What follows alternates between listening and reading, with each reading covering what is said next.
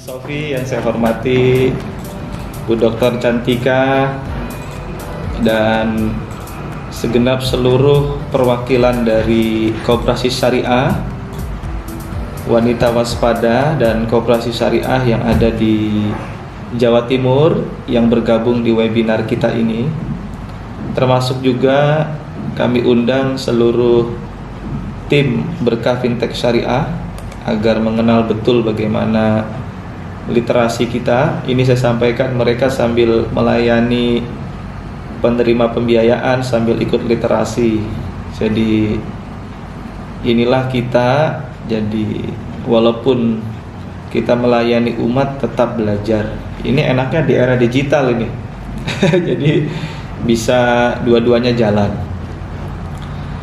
Baik, terima kasih atas kesempatan yang berbahagia ini, dan di awal kami ucapkan terima kasih yang sangat appreciate buat Kang Jamil Abbas dari KNEKS. Mudah-mudahan ini bisa memberikan ilmu tambah buat kita semua dan ide yang cukup bagus bahwa literasi keuangan syariah itu tidak hanya berbicara pada satu garis ya, tapi berbicara, kalau saya sebut dengan kajian metodologi itu integrasi, interkoneksi. Jadi kita berkumpul semua lembaga keuangan dan saling memberikan koneksi antara satu dengan yang lain. Alhamdulillah, gagasan itu antara saya dengan Kang Jamil dari KNEKS memberikan satu pandangan yang punya ide yang sama ya dengan kami di Berkah Fintech Syariah. Ketemulah, ini season yang pertama kami gagas dengan Wanita Waspada. Ya, senang sekali saya mendengar semangat Bu Sofi untuk bagaimana hijrah secara real, bukan ucapan tapi tindakan. Itulah iman. Mudah-mudahan ini menandakan bahwa kita semua yang hadir di webinar ini menjadi orang-orang yang betul-betul memiliki iman ya. Dan saya sampaikan juga di forum ini, karena ada kebaikan juga saya perlu sampaikan kepada Kang Jamil dan lainnya. Koperasi Wanita Waspada itu walaupun syariah, di dalamnya tidak hanya mereka yang muslim saja.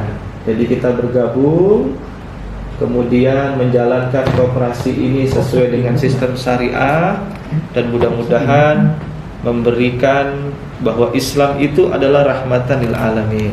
Nah, ini yang menjadi misi besar kita, dan mudah-mudahan menjadi semangat terus buat Bu Sofi dan tim, bahwa itulah Islam. Di dalam bermuamalah kita tidak melihat agama, tapi kita sama-sama saling support untuk menjadikan dunia ini rahmatan lil alamin. Mohon izin saya ingin share screen materi saya agar tersusun rapi untuk saya sampaikan. Bisa kelihatannya Ibu Bapak sekalian.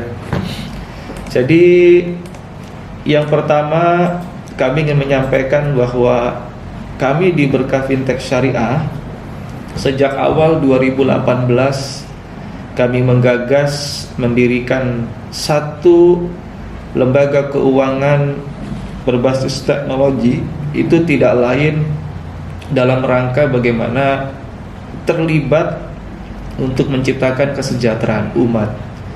Maka muncul pertanyaan, kesejahteraan umat yang mana yang kita ciptakan? Maka kami tidak lepas dari latar belakang mengapa di Indonesia munculnya fintech yang di dalamnya juga ada syariah. Itu tidak lain membuka akses keuangan yang sebesar-besarnya agar mampu memberikan masyarakat akses pembiayaan atau dana yang dibutuhkan oleh mereka dari segala bidang. Nah, kalau kita bicara syariah, ada kebutuhan untuk konsumtif, memang yang dibutuhkan secara langsung, dan juga ada kebutuhan untuk kebutuhan produktif, melanjutkan, mengembangkan bisnis yang mereka kelola, mengupgrade bisnis yang sudah mereka lakukan. Itulah yang menjadi satu penjelas di mana kita terlibat menciptakan kesejahteraan umat itu.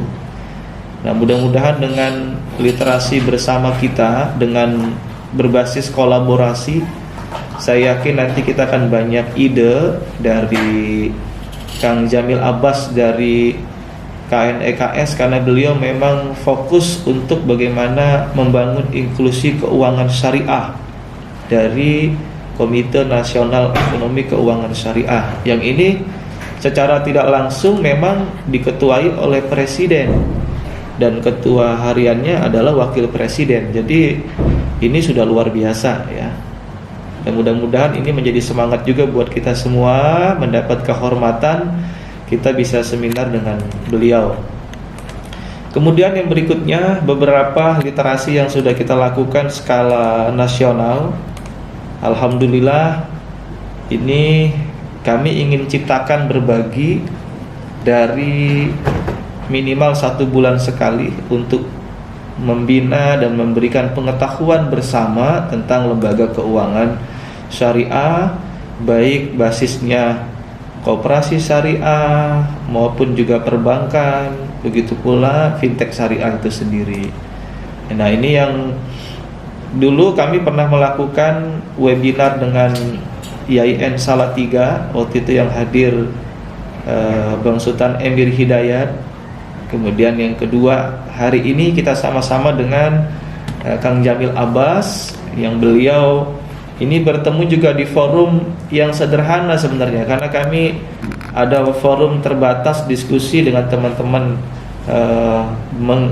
penggiat di bisnis berbasis teknologi ya. Lanjut, saya ingin memberikan satu firman Allah agar kita tetap punya optimisme dan semangat ya. Surat Luqman ayat 34, inilah yang menjadi kita harus tetap semangat, karena kita tidak lain harus berserah diri kepada Allah dari apapun yang kita lakukan. Alhamdulillah, saya senang Bu Sofi dan tim sudah meyakini bagaimana dengan kita syariah sekarang. Yang dulu saya sangat berat untuk memberikan jawaban apakah Ustadz memberi keyakinan kalau kita syariah itu pasti akan untung dan tidak rugi ya. Padahal kalau kita lihat dalam ayat ini, jangan sampai kita lupa, karena kata Allah, tugas kita itu hanya berbuat, posisi itu ada di Allah Subhanahu wa taala. Ini saya kutip kalimatnya, A'udzubillahi minasyaitonirrajim, wa ma tadri nafsun bi ayyi ardin tamut. Kemudian sebelumnya, wa ma tadri nafsun madza taksibu ghadan. Maka tidak ada seorang pun yang mereka ketahui apa yang mereka usahakan besok kecuali Allah Subhanahu wa taala. Oleh karena tugas kita hanya berbuat. Berbuat apa? Berbuat untuk memberikan manfaat. Yang kedua, perbuatan itu dilakukan sesuai dengan prinsip syariah. Yang ketiga, dijalankan dengan bersyukur dan sabar. Itulah tugas kita, tidak ada yang lain. Coba kalau kita cashkan satu persatu, kita berjalan bukan niat untuk kebaikan. Apa coba yang terjadi? Ya, hati tidak senang, orang lain juga tidak akan terima apa yang kita lakukan. Yang kedua, kalau kita tidak jalankan sesuai dengan prinsip syariah, kita sama-sama tahu tidak lain adalah kita hanya keuntungan semata. Yang kedua, kadang kita merugikan orang lain. Ada diskon, dianggap diskonnya itu besar padahal tidak ada. Itu yang terjadi. Apalagi riba menyebar kemana-mana. Nah, oleh karena itu harus benar-benar sudah kita rasakan perbedaannya. Yang kedua, yang ketiga berikutnya, kalau kita tidak sabar dan bersyukur, pasti kita akan menjadi lemah.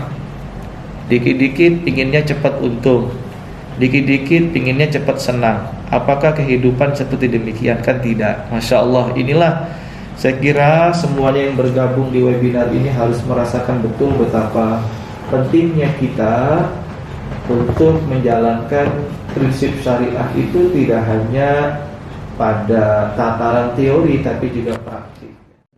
Inilah yang harus menjadi kesadaran kita bersama, bahwa perubahan itu bukan dari orang yang di luar, sesungguhnya dari kita di dalam sendiri. Alhamdulillah, saya melihat semangat yang luar biasa dari kelompok ibu-ibu yang saya kira ini petunjuk Allah, harus disyukuri betul ya.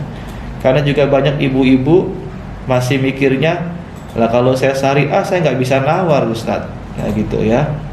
Tapi ini alhamdulillah, bagaimana Ustadz, kita pingin di akhir kepengurusan kita koperasi ini sudah sesuai dengan prinsip syariah. Itu kekuatan yang bisa kita harus mulai. Karena dari ayat ini sangat memberikan petunjuk buat kita semua. Tidak ada perubahan kecuali dari diri kita. Nah, ini sedikit juga saya ingin tambahkan.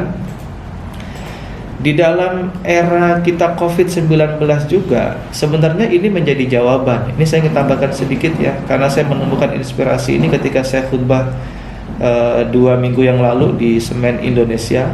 Akhirnya saya dapat inspirasi dalam ayat ini, Masya Allah. Ternyata COVID-19 itu bisa berubah kalau kita merubah diri kita masing-masing untuk perilaku hidup kita. Ya, 3M itu yang kita lakukan.